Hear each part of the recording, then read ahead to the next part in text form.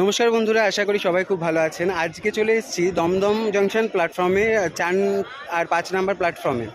এখানে সাবওয়েটা যেখানে আছে তার সামনেই সন্তোষীমা টি স্টল। সেখানেই একজনের সাথে আলাপ করাবো আজকে আপনাদের, সুকুমার কাকু।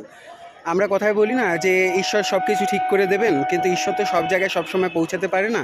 তার জন্যই ঈশ্বর হয়তো এই সুকুমার কাকুর মতো কিছু মানুষকে নিজেদের কাজগুলো কমপ্লিট করার জন্য পাঠিয়ে দেয়। তো চলুন আপনাদের সাথে আলাপ করাই, এবং কেন আলাপ করাচ্ছি সেটাও তখন বুঝতে পারবেন। এই সেই সুকুমার কাকু যার সাথে কালকে কথা হয়েছিল। বলেছিলাম সবাইকে যে ভগবান তো সব জায়গায় যেতে পারে না, তাই কিছু মানুষ পাঠায় যারা নিজেদের পরশ পাথরের স্পর্শে চিকুর মতো কাঁচা লোহাগুলোকেও সোনা হয়ে জল জল করে উঠতে সাহায্য করে। এই হচ্ছে চিকু। অনুগ্রহ করে শুনবেন গাড়ির সংখ্যা 531। এই যে এটা তোমার পুজোর জামা পরবে, হ্যাঁ, মার কাছে দিয়ে দাও। ঠিক, ভালো লেগেছে? আর ঠিক আছে। আর এইটার জুতোটা দেখো তো, তোমার পায়ে সুন্দর লাগছে পা দুটো।